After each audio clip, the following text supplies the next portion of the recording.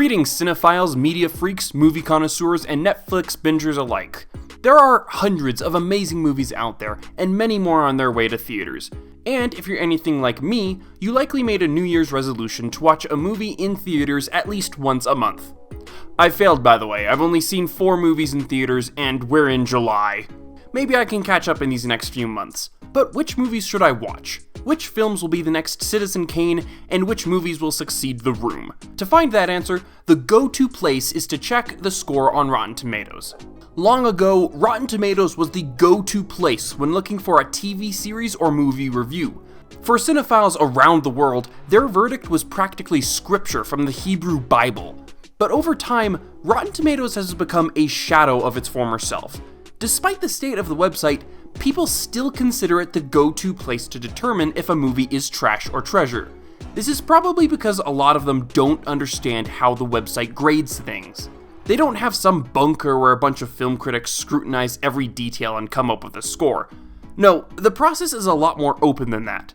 Rotten Tomatoes searches far and wide for reviews of a movie. They then look at the review and tag it with 2 possibilities. Is it a negative review or a positive review? Let's say the movie My AI Girlfriend Wants to Kill Me came out, and Rotten Tomatoes collected 20 people's reviews, 17 positive reviews and 3 negative. They will then use this data to come up with a percentage of positive reviews, which in our example would be 85%. This would be the score displayed on the website, and this is where we get into the crux of the video. The score seen on the Rotten Tomatoes website is not a score of quality, it's a score of popularity and mass appeal. It's taking a slew of reviews and showing how many reviewers liked a production. If anything else, the tomato meter should be regarded as a percent likelihood chance you will enjoy a specific movie or TV show. Also, it's important to understand that popularity does not mean quality, and we'll touch on that in a second. Will you be one of the 85% who liked my made-up movie example, or will you be one of the 15% who thought it was distilled dog piss? But wait, there's more. If that was all the issues with Rotten Tomatoes, I would have made this a 1-minute YouTube short and moved on with my life. This form of reviewing movies comes with a number of issues. Taking a closer look at those reviews from earlier, we would find that the numbers are all over the place. Of those 17 positive reviews, 2 of them were 10 out of 10, 4 were 8 out of 10, and the other 11 reviews were 6 out of 10. Yeah, a 6 out of 10 is considered a positive review by Rotten Tomatoes. And you might be seeing the first issue here. The average score for this fictitious Yandere AI Girlfriend movie would be a meager 63.5%, or rounded up to 64% if those 3 negative reviews were 3 out of 10. This method of reviewing means that a movie with 6 out of 10s across the board will still make for 100% on the tomato meter. As I just said before, the tomato meter is better viewed as a percent chance likelihood of enjoying a movie, and this demonstration really reinforces that. But of course, it doesn't end there, because there is still one big problem with this method: the critics. I have met 2 critics in my whole life. The first one I met showed up at my high school classroom when we were watching Gattaca and spat out some blurb about movies being as good as what they're trying to say.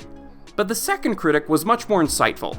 I bumped into him while I was working at the movie theater, and he was going to review some cheesy horror movie. I regurgitated the whole movies being as good as what they say stuff, and he responded with, "What are you talking about?" Yeah, it turns out that guy didn't follow the same code as the other guy. This random critic told me something very interesting. A lot of reviews will differ depending on what the publication is looking for. Well, what the heck does that mean? It means they aren't objectively reviewing the movie. Big publications like, say, IGN, have specific things they are looking for while reviewing, things that audiences won't care about. They're biased, and a lot of times they've formed a review before experiencing a movie. The best way to get this point across is to compare the average critic to my dad. My dad is as dense as a steel ingot, has the trash taste of a rat, and has an unprecedented disdain for animation. I'm not even kidding, it's near impossible to find a movie to watch with this guy. I recommend watching Godzilla Minus One, he says it's boring. I say we should watch the Clone Wars TV show, he'll say it's stupid. I try sharing a Gravity Falls episode that was practically made for him, and he walks out. So you can imagine that if I sent him off to review Studio Ghibli's Spirited Away, he would automatically give it a failing score.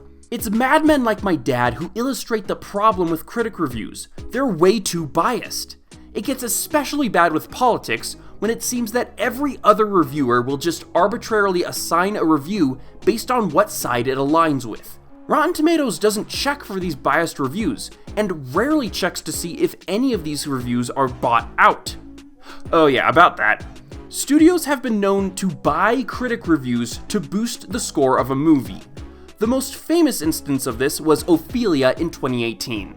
It was a reimagining of Hamlet starring Daisy Ridley, and it received alright reviews. It wasn't good enough for the studio though, so they paid off critics to make positive reviews that would artificially boost the tomato meter score. That would be like if I set up 50 bots to hit the like button on my video to make it look more popular. The worst part is, it only cost $50 to buy these reviews. That's all the dignity of a critic costs. This isn't the only time this has happened. Ophelia is just the one that got caught with its pants down. But if we can't rely on the critic score, can we turn to the audience score? I'm sorry, but no. Audience scores have a couple of big problems. The first, and probably most prevalent, is hype. You know that movie Hurry Up Tomorrow? Would you like to know why it has such a disparaging difference in scores between the critic and audience score? It's because of the fanboys. Seriously, listen to this. Abel has made a movie for those who understand him. Abel. Something fans know. Dark. If Most you're a fan visually of the and Weeknd, compelling or know what movie happened only at the OG SoFi fans Stadium will on September understand. 3rd, I think if you're a 2022, true fan, you're you'll going to love appreciate it. I If was you're hooked not, from the don't start. bother. The music, the Took visuals, shrooms and before I sharing went the in, and it was all the amazing. fantastic. I didn't make a single one of those up. They can easily be looked up on Rotten Tomatoes webpage. A crazed fandom will naturally be hyped up for a specific movie and will no doubt have a different experience. In other words, this is another form of review bias. Just because something is popular doesn't mean it's good. And it's not just audiences, big publication reviewers are also susceptible to following the hype and trying to gain clout by making some fake reviews. It also doesn't help that Rotten Tomatoes will manipulate audience reviews. There have been numerous times when Rotten Tomatoes has been accused of deleting user reviews to drive up the score of a movie. Combine that with the implementation of verified reviews, which are a total joke by the ways. Even if you did in fact watch the movie, Rotten Tomatoes won't make a review verified unless you bought a ticket on the Fandango website. Oh yeah, there's no way that could be abused. With both verified reviews and deleted audience scores, you have a prime cultivation of fake data to gaslight sheep into buying movie tickets. Look, Rotten Tomatoes uses a very messy system. It's not one without some utility. Movie tickets can get expensive, and it's nice to know you won't be wasting your money. That's the purpose of a review, to let other people know whether they should waste their money on a product. So when I go to the movies, a guy with a pathetic bank account and limited funds, that movie better be worth every cent I spend. In that way, Rotten Tomatoes can be helpful, letting me know if there's a chance I will enjoy a movie or TV show. But it just doesn't work like that. Reviews can be bought and bent by corporations in a way that deceives consumers and cons them into watching trash movies. Do you think even half these movies got their scores with honest criticism? No, they were bought to make it look better than it is. It's things like this, the chicanery and conniving, which has turned Rotten Tomatoes into a rotten service. And yet, despite all of this, people still use the tomato meter like it's some checkmate in movie arguments. Stop it. It's not the same as it used to be, and anything provided from the website needs to be taken with not a pinch, but a tablet of salt. Thank you guys for watching till the end of the video. Like and subscribe at your own risk, and I'll see you guys some other time. Bye.